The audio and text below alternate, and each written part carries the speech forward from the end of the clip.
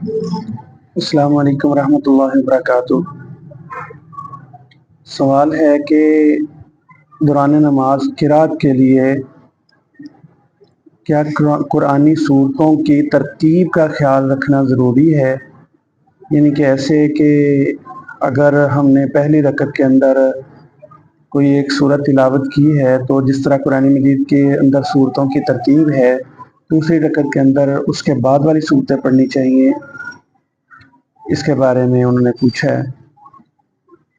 نماز یا غیر نماز میں قرآن مجید کی موجودہ ترتیب کے برعکس پڑھنے میں کوئی حرج نہیں ہے۔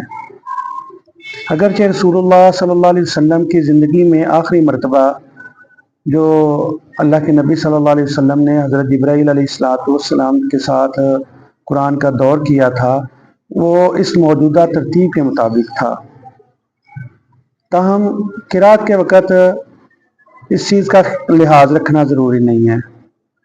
حضرت امام بخاری رحمہ اللہ نے اپنی صحیح میں ایک باب ان الفاظ کے ساتھ قائم کیا ہے کہ دو صورتوں کا ایک رکعت میں پڑھنا، صورتوں کی آخری آیات کی تلاوت، موجودہ ترتیب کے برعکس صورتوں کا پڑھنا یا صورتوں کی ابتدائی آیات کا پڑھنا۔ پھر اس کے لیے حضرت امام بخاری نے بہت سارے دلائل دیے ہیں، جو یہ ہیں کہ احنف بن قیس نے پہلی رکعت میں سورۃ کہف اور دوسری رکعت میں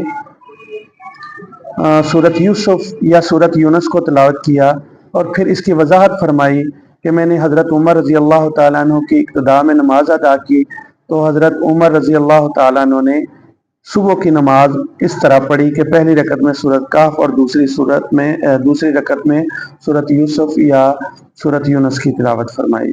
صحیح بخاری کے اندر یہ حدیث موجود ہے۔ اسی طرح عبداللہ بن مسعود رضی اللہ عنہ بیان کرتے ہیں کہ مجھے ان دو صورتوں کا بخوبی علم ہے جنہیں رسول اللہ صلی اللہ علیہ وسلم ملا کر نماز میں پڑھا کرتے تھے۔ ان صورتوں کی تفصیل جو ہے سنن ابی داؤد کے اندر موجود ہے۔ ان میں متعدد صورتوں کے جوڑے موجودہ ترتیب کے بالکل خلاف ہیں، مثلا سورۃ طور اور سورۃ زاریات، اسی طرح سورۃ مطففین اور سورہ عبس، اسی طرح سورۃ نبا اور سورہ مرسلات، اسی طرح سورۃ دہر اور سورۃ قیامہ۔ یعنی یہ کچھ جو پہلے نام لیے جا رہے ہیں وہ بعد میں ہیں، جو بعد میں نام لیے جا رہے ہیں وہ پہلے ہیں۔ اسی طرح حضرت انس رضی اللہ عنہ فرماتے ہیں کہ میں ایک انصاری مسجد قباء میں امامت کے فرائض جو ہے وہ سر انجام دیا کرتا تھا، اور وہ سورۃ فاتحہ پڑھ کر سورہ اخلاص کی تلاوت کرتا، پھر اس کے بعد کوئی اور سورت ملاتا۔ اسی طرح دوسری رکعت میں کرتا۔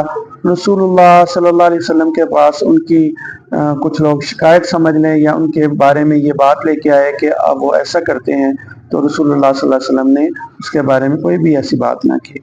بلکہ ایک اور حدیث میں ہے کہ اللہ کے نبی صلی اللہ علیہ وسلم نے فرمایا تم ایسا کیوں کرتے ہو؟ تو وہ کہنے لگا کہ مجھے سورہ اخلاص جو ہے قل هو اللہ احد، اس سے محبت ہے۔ اللہ اکبر۔